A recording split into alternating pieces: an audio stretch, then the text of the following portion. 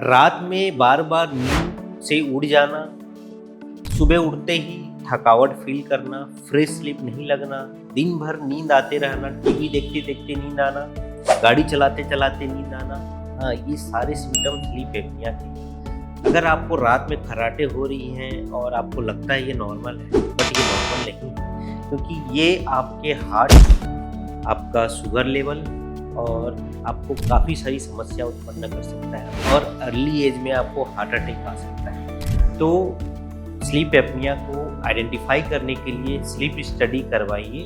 Sleep study कराने के बाद अगर वेट कंट्रोल से या फिर मशीन से इसका समाधान मिल सकता है तो अर्ली ट्रीटमेंट कराइए, नहीं तो ये हाइपरटेंशन, डायबिटिक और कार्डियोवास्कुलर मोर्टेलिटी आपका बढ़ा सकता है और आपको खतरे में डाल सकता है। Thank you.